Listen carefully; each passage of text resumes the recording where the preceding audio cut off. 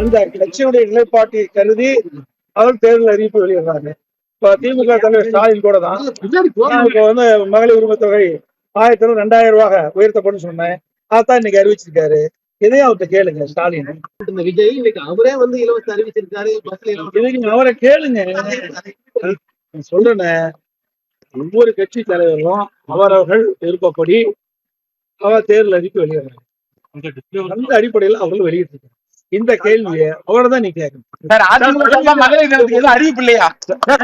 நிறைய அறிவிப்பு கொடுத்துட்டோம். கொஞ்சம் அறிவிப்பா கொடுத்துருக்கோம். பொன்மன செம்மல் புரட்சி தலைவர் எம்ஜிஆர் காலத்திலும் கொடுத்தோம். இதே புரட்சி தலைவி அம்மாவுடைய கொடுத்தோம். இன்னைக்கு பாருங்க ட்விட்டர்ல போட்டிருக்க அழகா என்னென்னலாம் செஞ்சுன்னு பார்த்து அதை உங்களுடைய தொலைக்காட்சியில வெளிப்படுத்துங்க. நீங்க 2000 ரூபாய் சொன்னீங்க, விஜய் 2500 ரூபாய் கூடுதலா அறிவிச்சிருக்காரு சார்.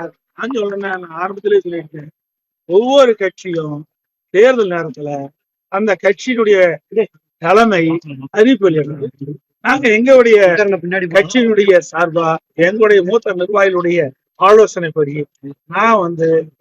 நான் அதிமுக ஆட்சிக்கு வந்த உடனே ஒவ்வொரு குடும்பத்தில் இருக்கின்ற குடும்ப தலைவிக்கு 2000 ரூபாய் மாதம் தோறும் வங்கியில் செலுத்தப்படும். அதே போல இன்றைக்கு அம்மா இருசக்கர வாகனம் அம்மா அறிவிச்சாங்க. திமுக ஆட்சியில் நிறுத்தப்பட்டிருக்கு.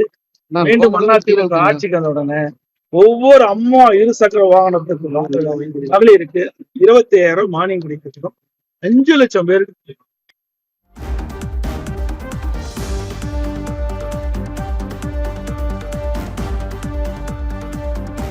மகளிர் தினத்தை முன்னிட்டு சேலத்தில் எடப்பாடி பழனிசாமி கேக் வெட்டி வழங்கினார். இதன் பின்னர் செய்தியாளர்களை சந்தித்த போது விஜய் 2500 ரூபாய் மகளிர் தொகை குறித்து கேள்வி எழுப்பிய போது தேர்தல் வாக்குறுதி என்பது அவரவர் விருப்பம் என்று தெரிவித்தார்.